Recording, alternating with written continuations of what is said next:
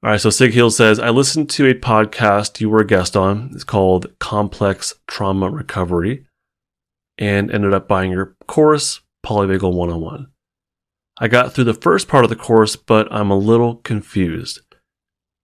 I have a limited understanding of psychology, or whatever the proper term is, and I'm getting caught up in how all these systems and ideas fit or don't fit together. So we're going to get more detailed, but yeah, this stuff is confusing. It's very confusing. Building safety anchors in particular, let's break up my courses. That's about increasing the strength of your vagal brake. That's about increasing distress tolerance. Polyvagal 101, that's about learning the biology underneath our mental health, what really drives our mental health, and how something called the polyvagal theory, the science, the biology, how that connects to trauma and gives a clearer understanding of trauma. But I think what Sig Healed is referring to, and they get to it later on, is that there are other psychological concepts that come up, and they, as well as modalities and whatnot, that just kind of float around. They're there. Concepts of reparenting, concepts of ego, concepts of having parts or child parts, concepts of what else is big? Oh, shadow work, shadow self, true self, authentic self. I'm going to call these psychological concepts. These things don't actually exist. They're not real. These are concepts. These are ideas that come from the soft science of psychology.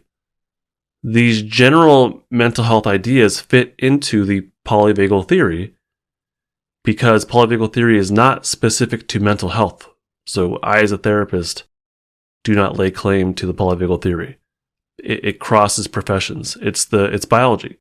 It's not specific to the field of psychology, and it is not specific to the practice of therapy. It's science. Polyvagal theory is science. It's the foundation to other professions. So it can be incorporated into other professions. I'll keep it general. So the question then becomes how to connect these other psychological ideas to the polyvagal theory, or how do they connect to the polyvagal theory? How do those intersect? How does the science of the autonomic nervous system, how does the science of connection, mammalian connection, how does the science of defense, how does that connect to things like ego and shadow self and whatnot? So where's the intersection there? That's a really big question that Sig Heal is referring to. They go on to say, I'm looking to take courses like yours, but I'm reaching information overload. I've been studying attachment theory, abandonment issues, been doing CBT and EMDR in therapy, and I've heard about inner child healing, shadow work, somatic therapy, and I'm sure there are hundreds of ideas I have not come across yet. And yes, you are absolutely correct. There are many, many, many ideas that stem from the field of psychology and the practice of therapy. There are many ideas that don't necessarily build on each other and don't necessarily have a clear intersection. I think all these things as a group have an intersection with polyvagal theory. Well, I'll get to that in a little bit. There are a lot of concepts that come from the field of psychology and the practice of therapy. And this is not a problem. It is a problem. It's also not a problem. I think competition's good. I think having competing ideas is a good thing. But as consumers, as potential clients in therapy, we need to be aware of and search for what clicks within us. Now, it's tricky because I don't expect the layperson to be able to differentiate who is a valid expert and who's not, because we're not all valid. Well, I mean, as human beings we are, but our ideas are not all valid. Our ideas are not all substantiated. Our ideas may not work for everybody. And I think I'm going to have some opinions in this episode that do not work for everybody. I'm going to be really clear about how I think about this stuff, and it's not going to work for everybody. So I may be an expert on some level. That doesn't mean my ideas will click with you. So I would really encourage people to identify what clicks for them, what person or what personality but also what ideas just kind of have a pull, rather than assuming that every expert out there has some valid ideas and then trying to make them all work. It's completely okay to say yes to some things and no to other things. So for me personally, I am not interested in these psychological concepts that I laid out. Parts work does not interest me personally or as a therapist. Reparenting does not really interest me, the concept of it. Shadow work, ego work, this kind of stuff, nothing happens within me. If anything, I'm maybe a little bit irritated by these ideas. I think that these take us one step away from our inner true felt sense experience. To me, these add a cognitive layer that is generally not necessary, but at the same time, for some people, for many people, absolutely can work. And having these concepts may act as a container to their dysregulated autonomic state. So rather than being in this constant panic, maybe we'll say, having that psychological concept of a part of me feels this way and a part of me feels another way, and that they can somehow interact.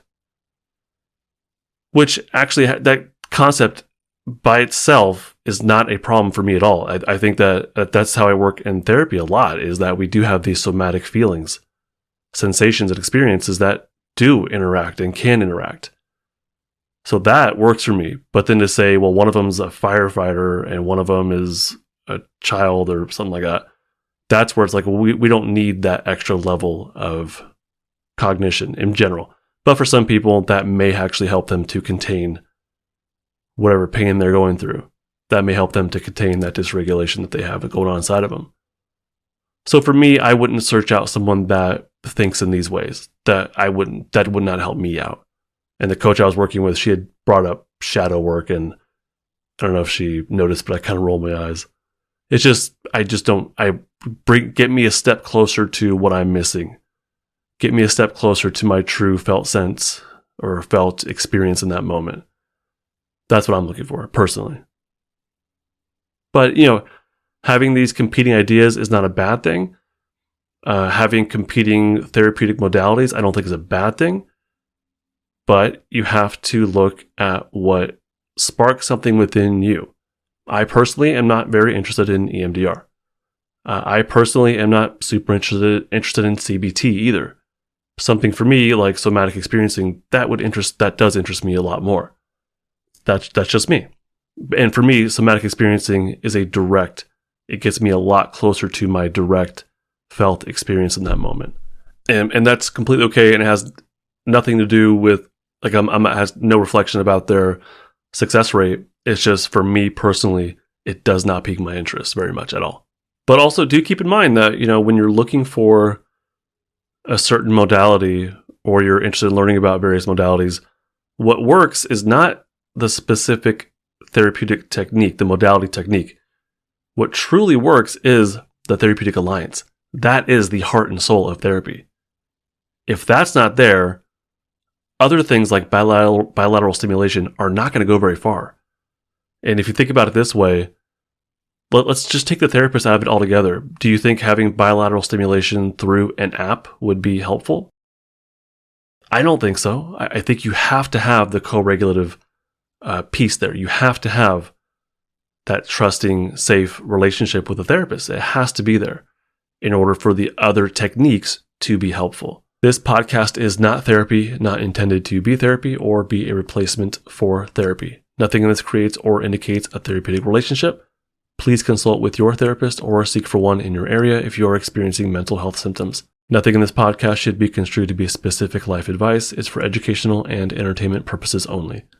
More resources are available in the description of this episode and in the footer of justinlmft.com.